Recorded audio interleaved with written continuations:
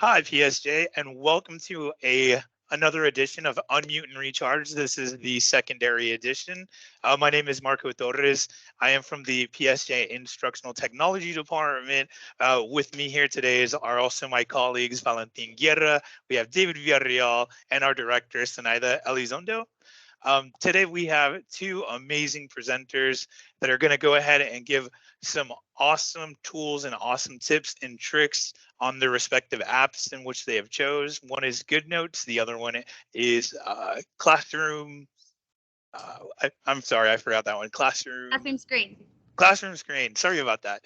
And then I'm going to go ahead and kind of anchor this with some of the new tools that came out today with Canva. And hopefully we can get all that goodness in.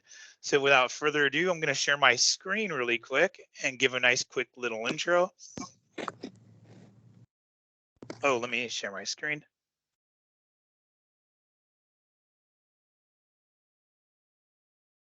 Alrighty. So again, this is the March 23rd, 2023 Unmute and Recharge for Secondary.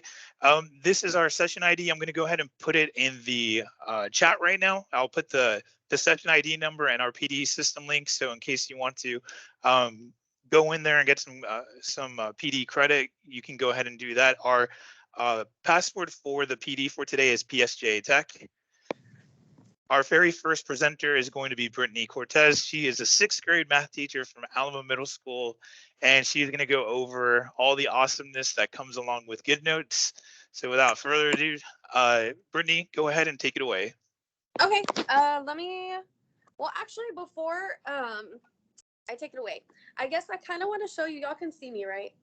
Yeah. Yes. Okay. I am moving around my classroom, right? You can see me kind of walking around because I'm using my iPad. I know a lot of schools have already brought in the iPads. I don't think it's all the schools in the district. Do you know, Marco, if it's for the middle schools, for the elementaries, yes. For the middle schools, it's kind of a little bit of a hodgepodge, but it seems a majority, and we're trying to get a little bit more of the high school involved. Oh, okay. Well, I kind of wanted to just start off with this point, kind of showing you like the iPad is a really cool tool that we can use instead of sitting behind our desk using the document camera. I could be doing everything that I would have done behind a document camera at my desk while walking around my classroom, right? And monitoring students, right? I could be right here on top of the students while I'm still using my iPad and taking notes.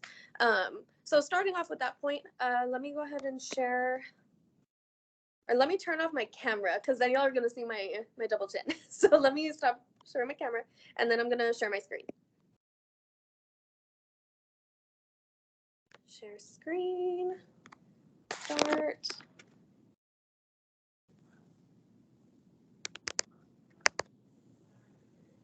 Okay, are y'all able to see my iPad? Yes, we can. Okay, cool. So this is my iPad home screen. I kind of have it organized with my most used apps, right? Now, I'm using a stylus pen that was provided to me. Also, I know they sell some like on Amazon. Not too expensive. It's not the Apple, like the name brand one. It's like an off-brand one. It wasn't too expensive. And I'm going to be going over GoodNotes. So I have my GoodNotes app here. And I kind of wanted to start off with organization. So I teach math. Previous to the iPads, I had like a hard copy, real composition notebook for each of my periods where I had it under the document camera and we would write notes together. Well, with the iPad, I don't even have a document camera anymore.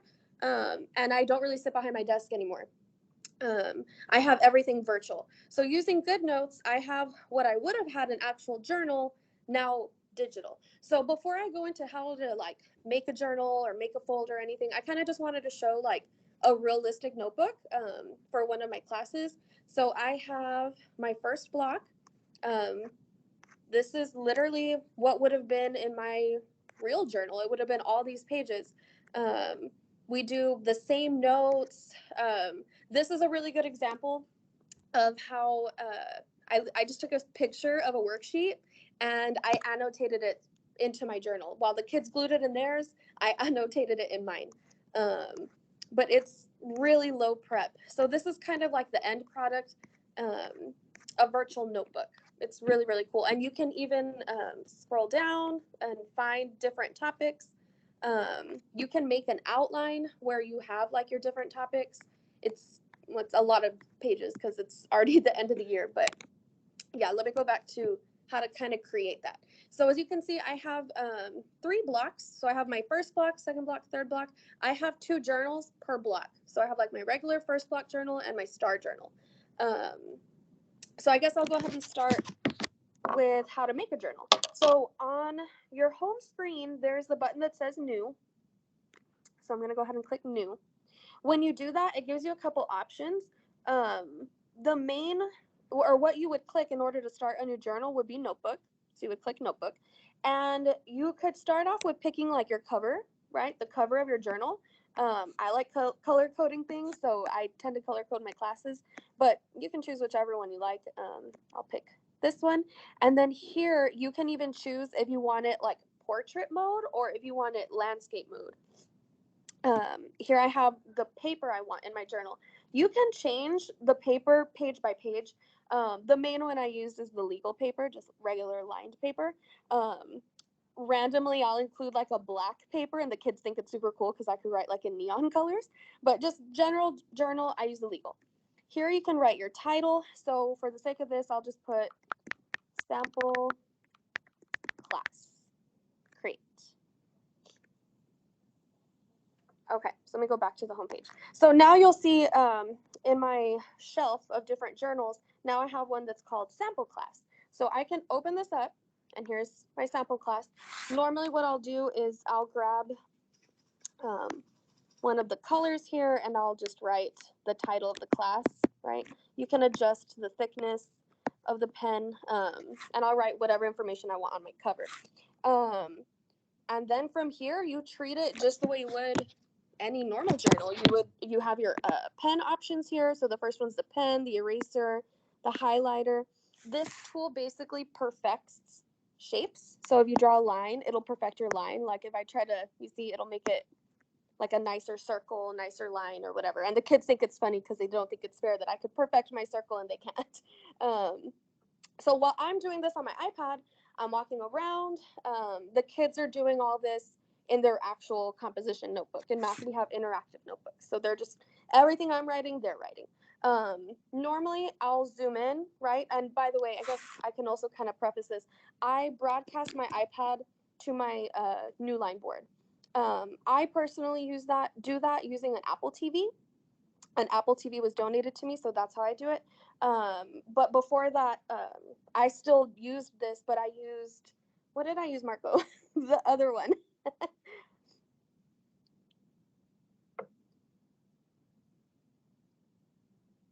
Sorry, I haven't used it in so long. It was before Apple TV. Is that what you were saying? Yeah. How would I broadcast my iPad to the TV? Oh, yes, we used to use we used to stream the iPad to your computer, and it was through New Line Screen or New Line Cast. Yeah, something like that. I haven't used it in so long. Now I use the Apple TV, but Montage. Debbie got in there. Sorry, we both had kind of a brain freeze on that one. Oh my god, me too. It's been a long day. Sorry about that. So yeah, I would broadcast it using Montage, which you can download onto your computer, and then it'll project to your smart screen, right?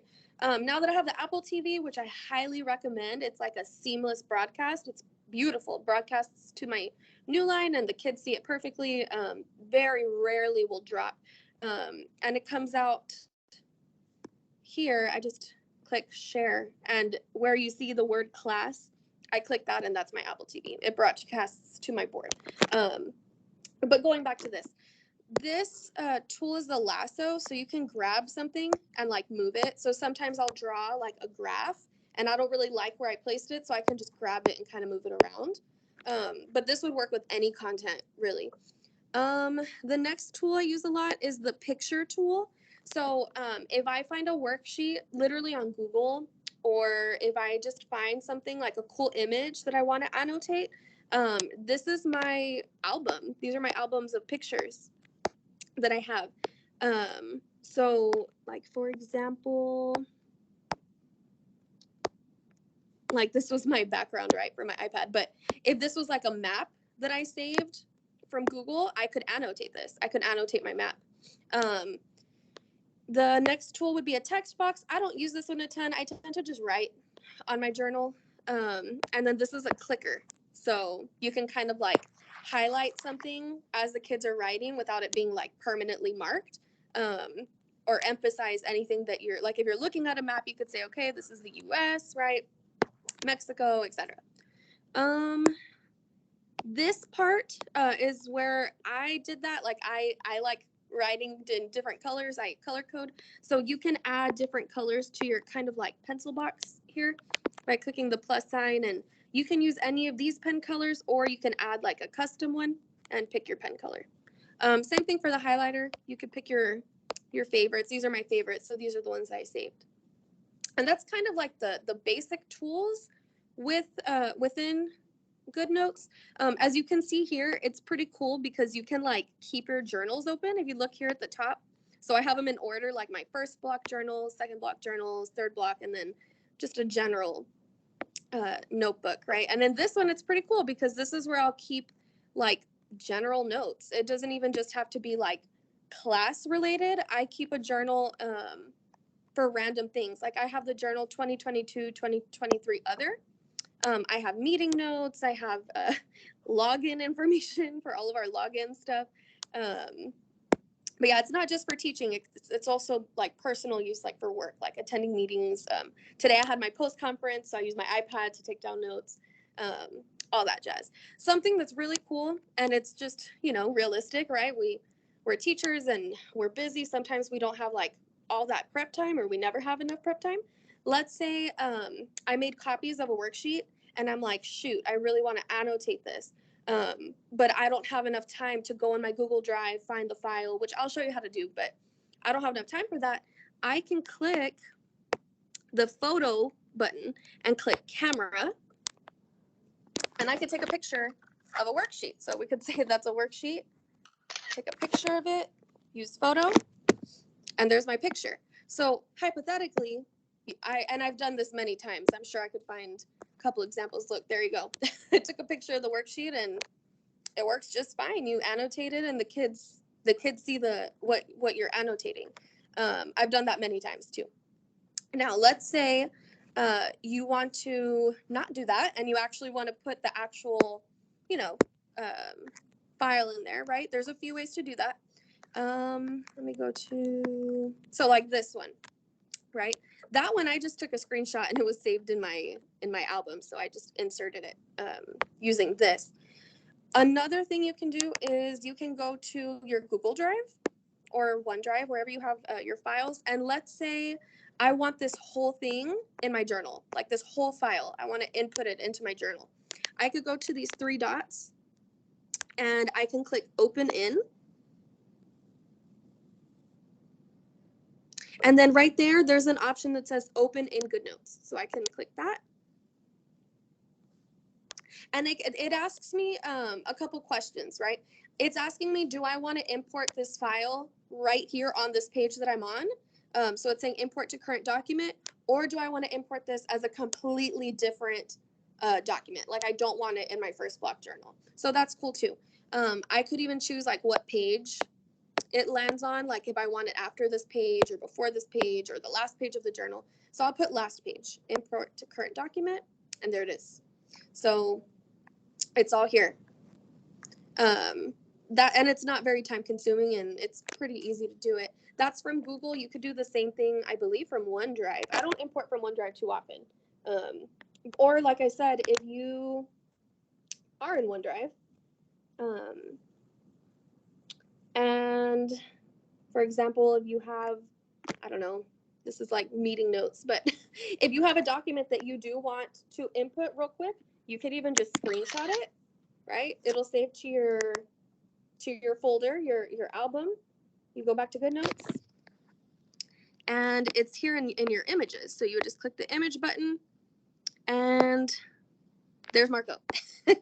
There's the worksheet, right, that I screenshot. Let's say I want to crop this. Like, let's say I don't want Marco in my worksheet. I could click it, and I could click crop, and it's out. those are just some different features with GoodNotes. That's basically what I use on a daily basis if I don't have my iPad. And I'm sure you can see my battery. It's now 9% because I use it all day in all my periods. Those are my main tools that I'll use for GoodNotes. I'll go ahead and stop talking for a second in case maybe anyone had any questions, or if there's anything specific maybe that you wanted me to share. I don't know how much time I'm at. I was trying to talk fast. Yeah, you're good. It would like another minute or two because I know we started a couple minutes past 3:45. So I mean, if there's any last couple things you want to include as well, you feel free. I tend to make folders, so like I've used them. Here's previous years. I've used GoodNotes for my classes since, what does that say? Oh, look, 2020. So the pandemic, right? I taught virtually even using GoodNotes. Like I've used GoodNotes forever. You can make like so here's right subfolders within a folder. It's kind of like a drive. Like you can organize it with folders within folders within folders, right? So this was like from 2021. And it's nice too because it's really easy to lose like a hard copy journal, like an actual journal. You lend it out to someone and then because they want to see it and then you end up losing it, right? Well, when it's digital like this, you can't lose it. It's backed up. Something else I was gonna show right here to the new. You can create a folder just by choosing folder, and you pick your title, and then you can drag journals within certain folders. Like let's say I wanted one specific folder just for first block, right? So then I would put all my first block items in that one folder. Oh, and I have it organized by name. That way it's like numerical. I see my classes in order. And I don't know, I think that might be it. Oh, I know, I had one more thing. I just remembered. So let's say I have like an anchor chart that I made with the kids. Like let's say I like this and I want to print it like an anchor chart, right? Like I want to print it. I can export this or even put on Google Classroom. I could export this by clicking the share button, and I could export this page, and I could export it as a PDF, an image, or even GoodNotes. So if I export it as an image, export, I can even export it straight to Google Classroom. And that's very convenient. That's when I'll post like notes for the week. Like I'll just pick all the pages that of my notes for that week, and I'll export it to my Google Classroom. But yeah, I think that's basically all I wanted to kind of go over. If nobody has any questions. Yeah, let us know if anybody has any questions, and either I'll check it out, or I'm sure Brittany will see it. And that was a lot of good stuff, Brittany. A couple of things I didn't know. I wasn't aware about the exporting. Another thing was I don't think I've seen that many educators use the camera picture button as much, and then use that as a note to edit. I've seen a lot of the getting it from the OneDrive, getting it from the Google Drive, but that's super convenient. And actually, funny enough, like I've really gotten used to the camera even on the iPad. What I'll do, because it's already, my iPad is broadcasted to my Newline board. So what I'll do sometimes is I'll use my camera kind of like a document camera. Like if I'm making a foldable, I'll literally like, here, let me switch the camera. I'll hold it like this and it's broadcasted right to my Newline board. So they'll see me doing the foldable like on the board. Just little things like that. I don't want a document camera, but whenever the few times I need one, like to kind of show them on a bigger screen how to fold something or how to glue something specific, I'll just use the camera and it works. So I got rid of the document camera. That is awesome, and it's much more mobile, much smaller than a document camera. And yeah, with the camera also, what I'll do when I'm walking around, if I see a student's like journal is really pretty, and I want to show it off, or just any work that I want to show off, I'll turn the camera on and it's broadcasting to my Newline board, so everyone can see it big, like on the Newline board. Cool. Mm-hmm. That is awesome. Hey, well, I don't see any questions, but feel free, if anybody in the chat, while Miss Hinojosa goes next, feel free to ask Brittany any questions in the chat. She's our GoodNotes master for this particular session. I'm sure she's Glad to answer any of your questions. So moving right along, let me just share my screen super quickly. And we'll go to our next presenter. Our next presenter is presenting classroom screen. Her name is Olivia Hinojosa. She is from T-STEM. She's an ELA teacher. And show us what classroom screen is all about, Miss Hinojosa. Hello. Alrighty, thank you so much. I'm going to go ahead and share my screen already. I have the PowerPoint pulled up. Hold on. Let's see if okay, perfect. Can everyone see this? Yes. Okay, perfect. So just a few things. So classroom screen is like kind of an all-in-one tool for classroom management, and I use it a lot for direct teaching, just having somewhere to have my entire lesson kind of planned out, and all of the resources I'm going to use all in one place just makes my class go by a lot more smooth, and it makes the lesson seem a lot more cohesive. So here I added a little picture of what my classroom screen looks like right now. Since we just came back from spring break, I kind of started a little countdown with my class of how much time we have till the start, how many weeks left of school. We are taking our SGMs, and I also have some announcements up. So this is typically what my interactive board at the front of my class will look like when my students come in. And this is just something that kind of answers that question they love to ask. What are we going to do today? I just say, look at the board, it's already up there, and they know what supplies they need to get. They know like what to expect for class. And so it is a really nice tool to kind of help the class go really smooth. So today I'm going to discuss a little bit about how the online display board works, how the different widgets can help you with your classroom management and direct teaching. I'll talk a little bit about the process of creating a screen, and then just go through some of the ways you can use the widgets, or I guess my favorite widgets to use. So let's see, I don't know if I can change what screen I'm showing. Let's see if I close this, can y'all see my other screen? You can click share screen on the top right corner, and then if you have a second screen or a tab open, you can choose that. Okay, here we go. Sorry, I've used like Zoom. I'm more, I guess, comfortable with that. Yeah. Let me just, okay, hold on. I'll start sharing again. Yeah. Sorry. Yeah, if you click the share button at the top right, and it'll show, if you have two screens, it should show what each screen is showing. Okay. Or tab. Oh, oops, I clicked the wrong one. Sorry about that, guys. All good. Here we go. Alrighty, can you see the classroom screen front page here? Yes. Okay, perfect. So this is what's going to come out with, if you like Google Classroom screen, this is the home page. So from here, you have the option to just click Launch Now, and that's going to take you straight to a brand new classroom screen that you can customize.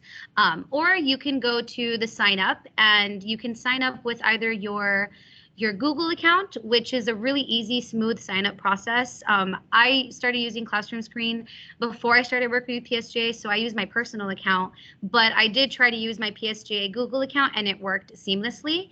If you want to use your Microsoft account, it might give you a little note to get it, like not approved, but just to give a little rationale as to why you're using the website. I put in that I will be using it for direct teaching, and it pretty much let me use it within like the next 10 minutes. So it's a really smooth sign-on process, but I will say that signing on with Google is a lot easier. So I just switched the page here to the one I'm already using. Can y'all see that pretty good? Does that look good? Yes. Yes. Okay, great. So this is what it's going to look like when you go to your home page. Now, I've been using this account since December, so I have all of my screens saved here. And as you can see, you can make collections and kind of customize your homepage the way you want to. I like to organize mine by month, because it's usually how my units, they run pretty much through the month. And so it's a really good way to kind of organize your lessons and have pretty much everything in the same place. I will say, when you make the account, you're able to save your screens. So it's probably the kind of the best option to go to. At the beginning of the year, I was just making a new one every day, but I realized I have A and B day. So it works out really nice to just keep my screen up for both days.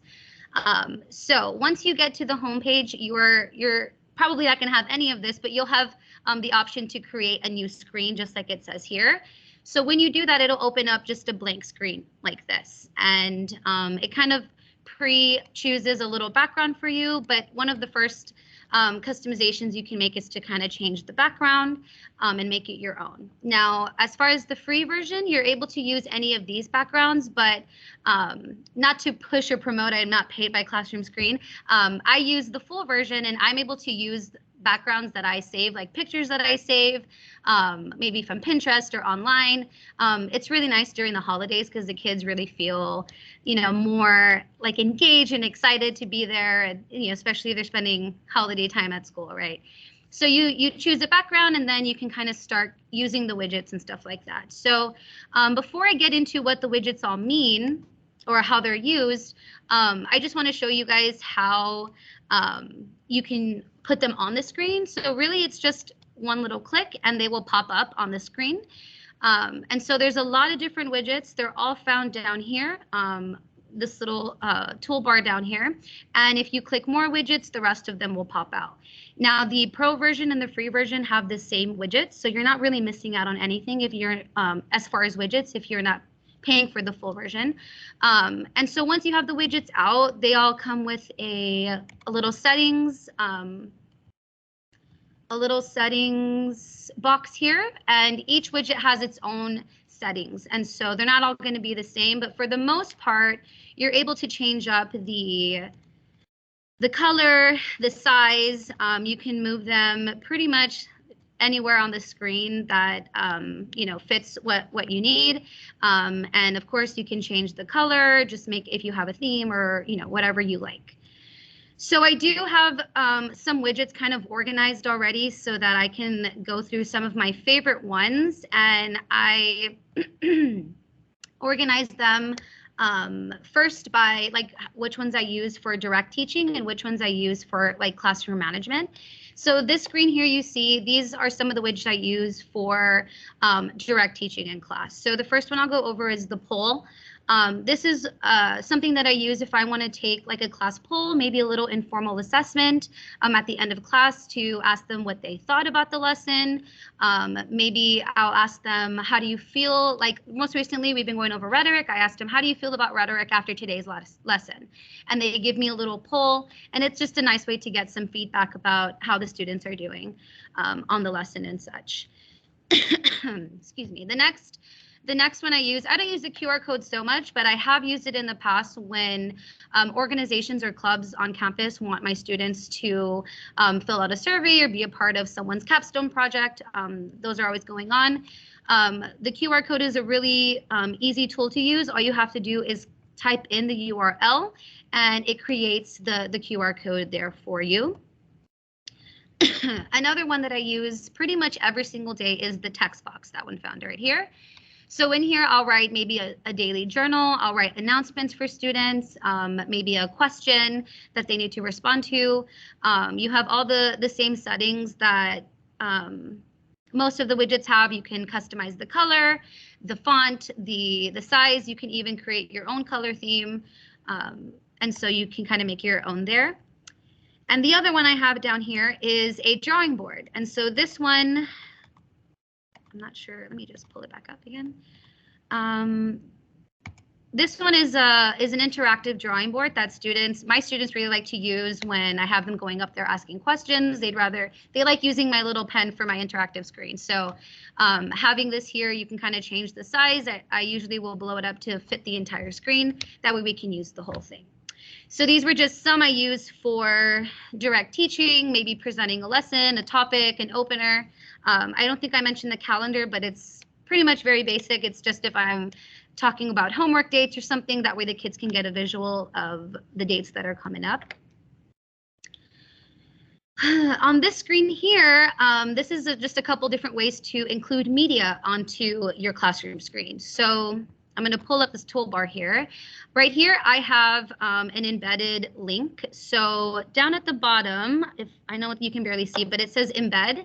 If you were to click that, all you have to do is put in the URL, and now you have like basically an interactive website here. So this is like an article my students were using for an assignment, and I wanted to preview it to them. So I pulled it up on here and I just let them know what parts of the article they're going to be using.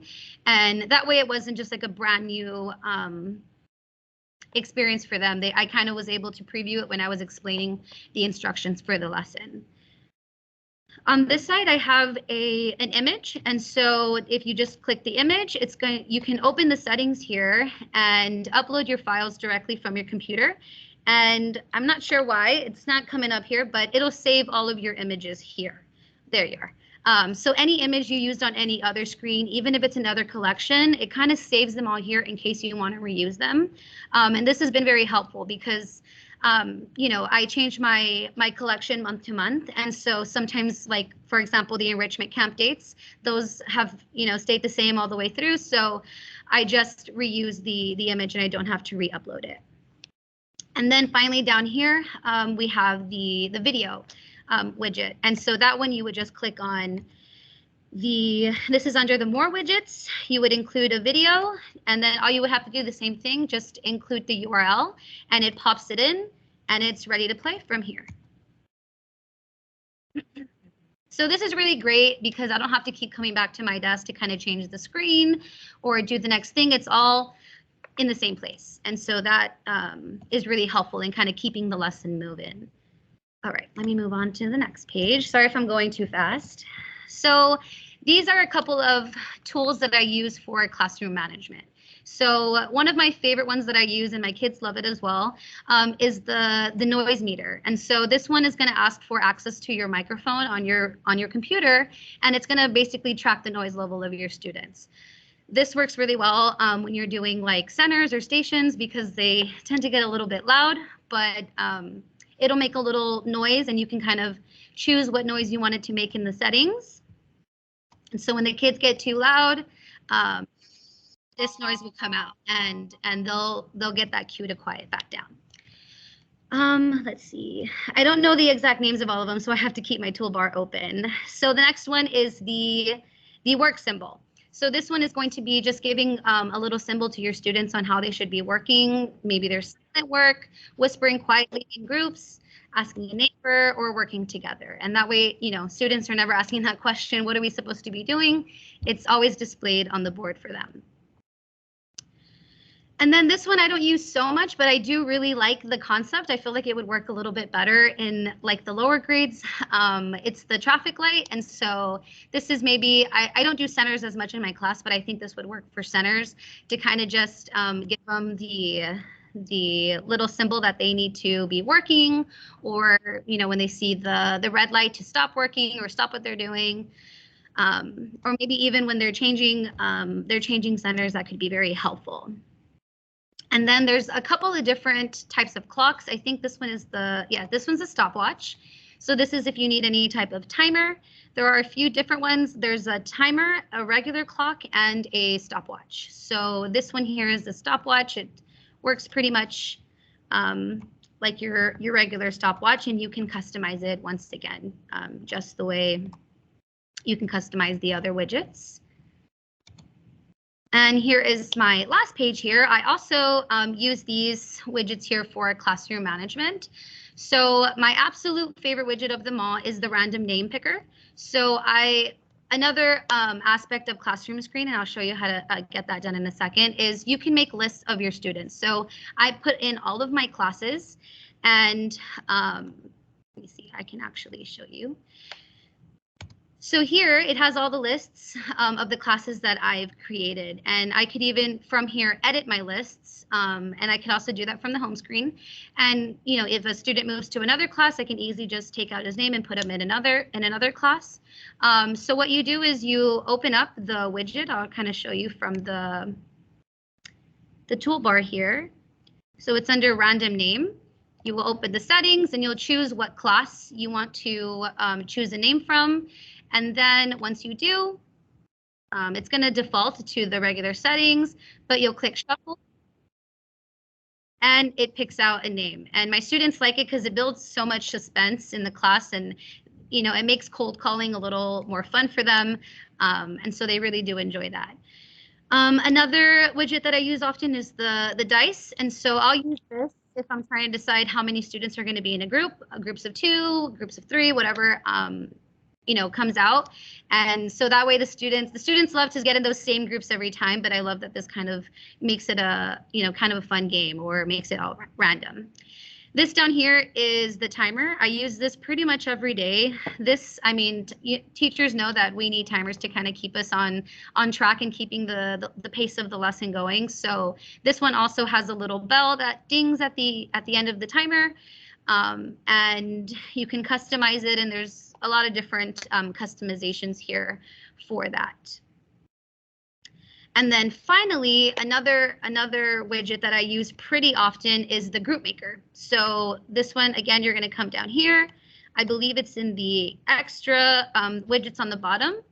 And pretty much the same way you created the random name picker, you're going to create from the class lists here. So you choose what class you want to create groups with, and then, well, actually, I should have probably done it from there. Sorry about that. You choose the class, and then it'll create the groups from there. And you can decide in the settings and stuff how many students per group. Let's say, there's too many friends working together, then you can shuffle them and it'll rearrange the groups. And so that makes creating groups that much easier. What I really love about this app is that things that used to take, a few minutes now can be done just with a click of a button. And the students are now very used to it. So they're not too combative when it comes to, the things that we decide through Classroom Screen. Now, one last thing I wanted to show you before I am all done here is some of the settings and some of the things you can do from the home page. I did mention that you can put your lists from your students, from all your classes in here. Now, this is only with the pro version can you add more than 3 classes. So if you have several classes or different periods, or like A-Day, B-Day, like I have, it might benefit you to go the pro route, but you could always just make one big list of all your students, and if that works best for you. So all you would have to do is just create a new list, give it a title, and then you do have to type in your names one by one. I was able to just copy them down from an Excel sheet and paste them in there, and it worked out just fine. But yeah, I don't think I can think of anything else. I think I went through all like the settings and stuff here, or actually I might have missed this. This is where you can just change the language settings. You can customize your dashboard and stuff like that, and just customize notifications and whatnot. But it's a very easy online tool to use. I didn't have any training or anything in it, and I found it very user friendly, and I use it literally every single day. So I really encourage other teachers to also use this if you would like a tool to make your classroom experience a little bit more, I guess, cohesive and flow a little better. But yeah, that's it. Thank you very much, Olivia. That was a great presentation.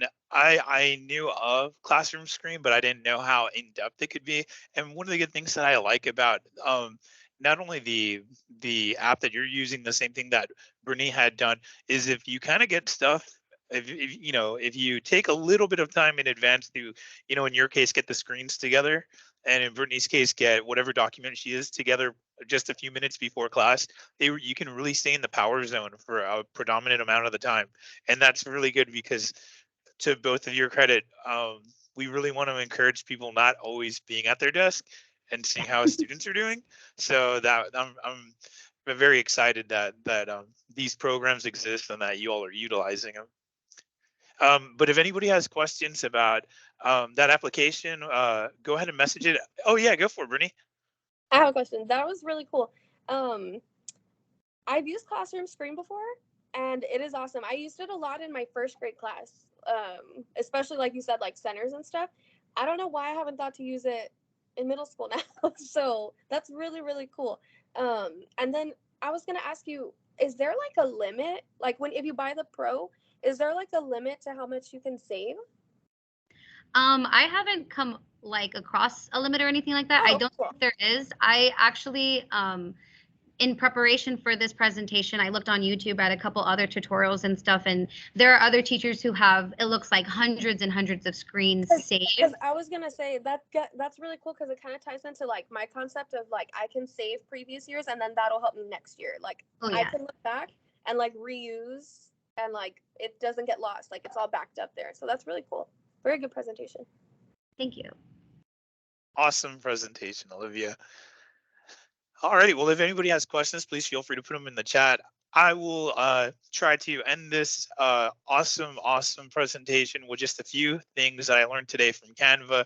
They had a presentation which I'm just going to share my screen with you all, and give me one quick second. Let me share my screen and show you a couple of things that they talked about today, which you may have been familiar with, or maybe this is brand new to you. And I'm going to show you a couple things that are brand new. So actually, I'll just bring this screen over. I'm just going to use it as a little template. My name is Marco Torres. I'm with the middle school instructional technology team here at PSJA. So, but we help anybody, high school, middle school, elementary, reach out to us and we'll get you some assistance in terms of whatever tech support that y'all are looking for.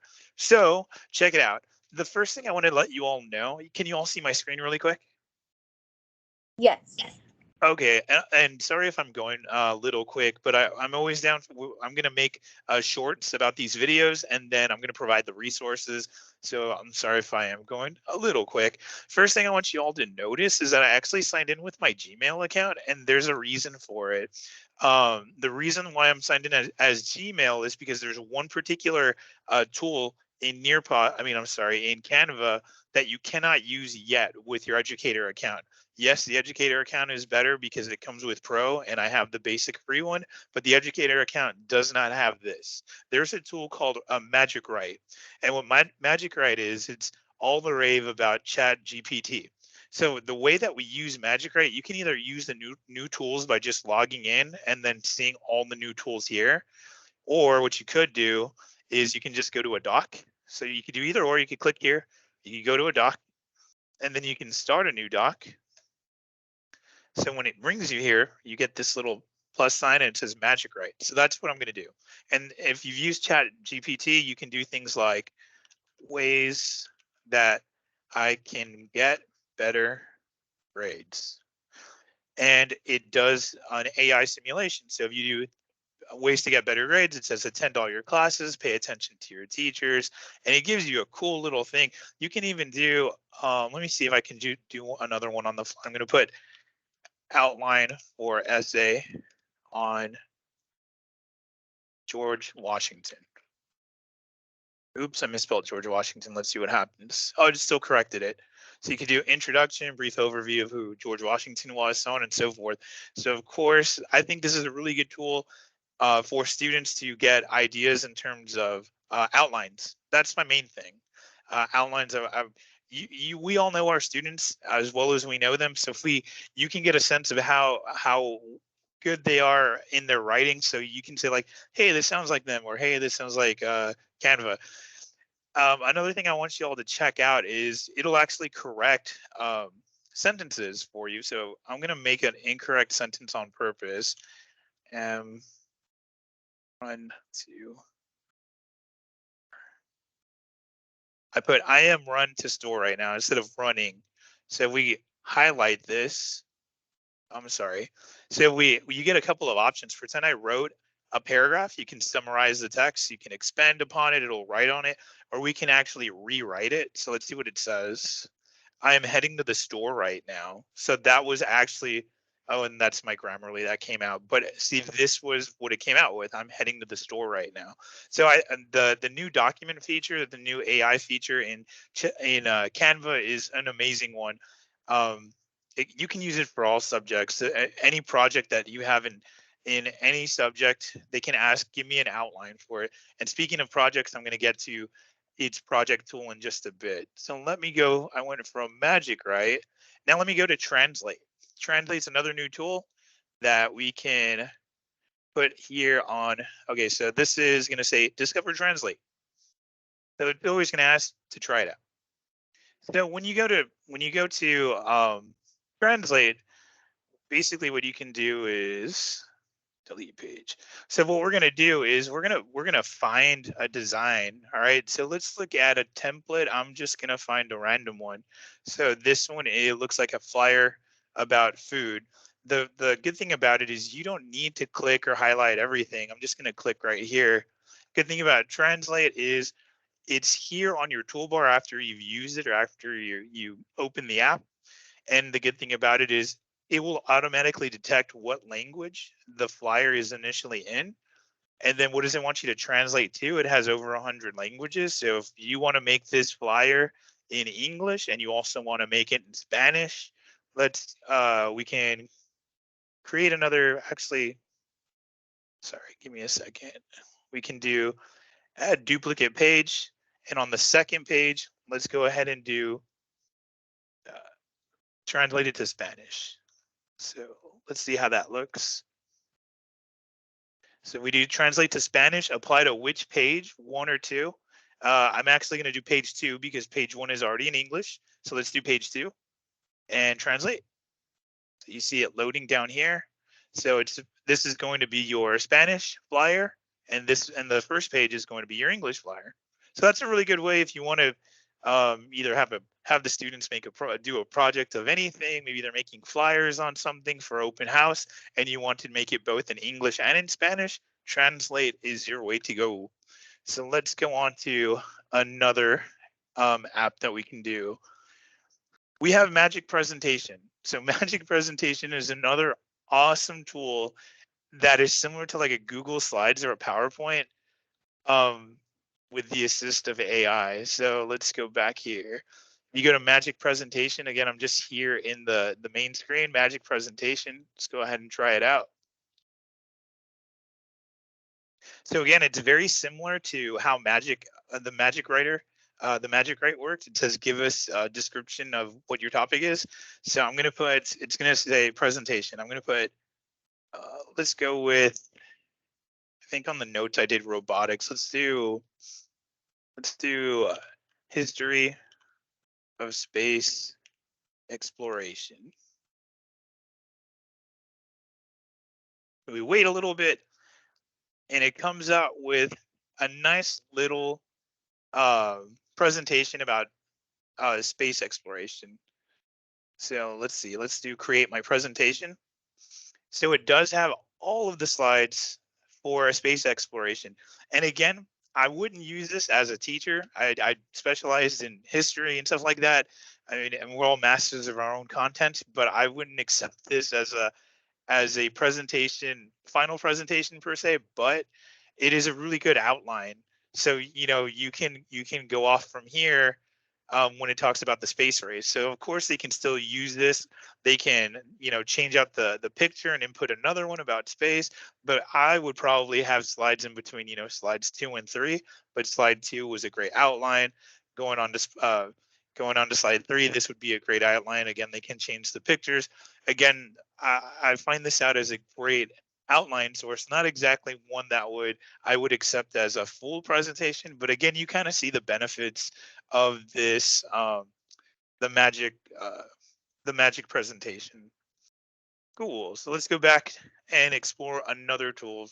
I know I'm going a little quick, but I put a link, which is actually this video right here, the watch the event. It's like a 40 minute recording that they had earlier.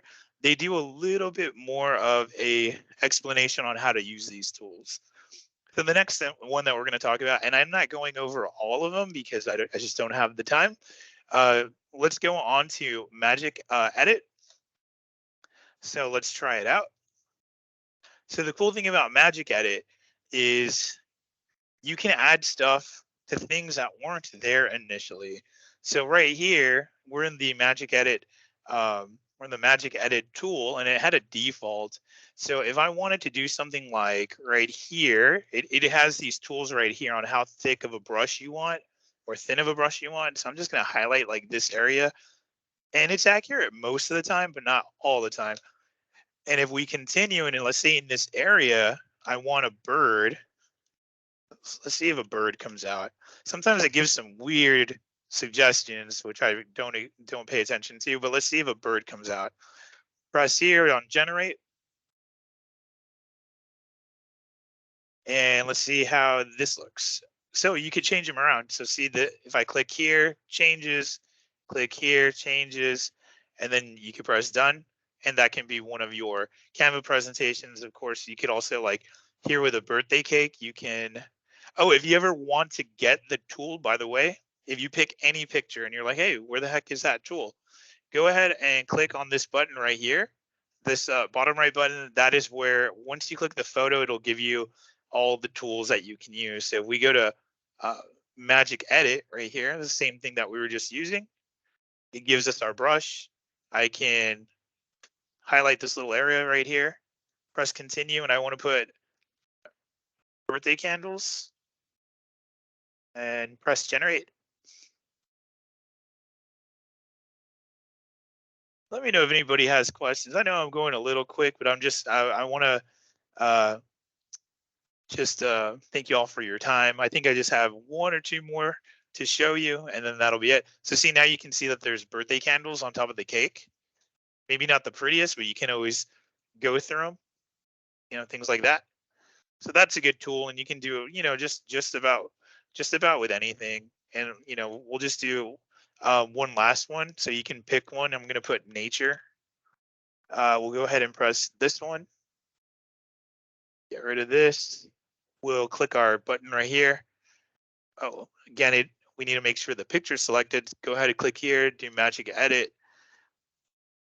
Oops, let's see, hopefully I didn't mess up too bad. Click that area, go ahead and put cloud here, press generate, and let's see what it populates here. So I think this tool was available, but I think it added more pictures and it got a little bit more enhanced. So see now this cloud changed, or I could click here. Now it added a cloud here. So we can make really cool little edits to some of the templates that it has on here. Let me know if there's any questions. I think I got one more for you. Of course, that video that I put in the resources that's here on the website, this initial one, it goes over it a little bit more into detail, but you kind of get the gist. We'll actually do a text to image, which is a really cool one. Let's sit out here. We will go to, there's a text to image. So this is the one where we're going to actually describe an image and it's going to populate one. So I'm going to do a random one. I did a cowboy in the PowerPoint notes, but I'm going to put Labrador with sunglasses because I have a Labrador. So let's see what pops up. Of course, he doesn't wear sunglasses, but that would be pretty cool if he did. So see now they have, like, this is a better picture of a Labrador. So, things like that. It's a pretty cool little AI generator for image to text. And then last but not least, I'm just going to show you one last one, which is called a magic design. Magic design. That one I'm actually going to get on my classroom account because it won't. That one we actually need the classroom account. So let me go here, go back to home, sign out really quick. So with your personal, you can do everything except for magic design. Magic design does require you to have pro or higher. So because our school accounts have pro, that one you can use. So we go to, sorry about it. This is going to be the last one for the day. Magic design. You can go ahead and try it. What this does is you can add any photo and it includes an awesome template on top of it to make it look a little zazzier. So we can insert media here. This is a picture of myself and it'll have stuff on here. So I could choose this one, employee of the month, how to sell your digital products, meet John, but my name is Marco. But see, you could go in here and like some of these are even like you can look for, if I wanted to do an introduction of myself for meet the teacher, this is something that I can do, and then like make a QR code out of and things like that. But it's a really cool way to insert media, and then it gives templates on top of it, and you can always add more and more templates. It just gives a generic few in the beginning, but yeah, that's pretty much it. Those are some new tools. I think there were like 2 or 3 more that I didn't go over because I knew for the sake of time I wasn't going to have enough, but that was essentially it. And again, those are some new cool things. If you're even myself, I don't consider myself very creative when it comes to designing any kind of things of that nature, but studying Canva today and the week before spring break, I feel a lot more confident. But feel free if you have any questions. Let me see if anybody put anything in the chat. Okay. I love the new features. Thanks, Lisa. And then thank you, Olivia. Yeah, it's really good. I'm telling you, the the magic project, the magic design, like the magic write, those are amazing. And again, I emphasize using them as outlines. I think magic write can go a little bit more into depth if you say write me like a 2-page paper, but it's good, but you know, we don't want to depend on it. Anyway, any questions for any of us today? For Brittany, for Olivia, for myself, in terms of these great apps that we showed you? Let us know if there were any questions for today. So far, I don't see any. And I just want to say thank you everybody for being here who joined us. I really hope, we really hope, as a team, as a secondary team, from the presenters and here in the department, we really hope that you learned something. And thank you all so much for being here. If there's anything you all need for support, contact Instructional Technology. We hope that we are a resource that we can support you the best way that we can. And I just want to thank again Brittany for being here, Olivia for being here, and showing us all the talent that they have for these amazing applications. And thank you everybody who stayed till the end. And we really do hope you learned something new. And with that in mind, I'm going to go ahead and stop the recording.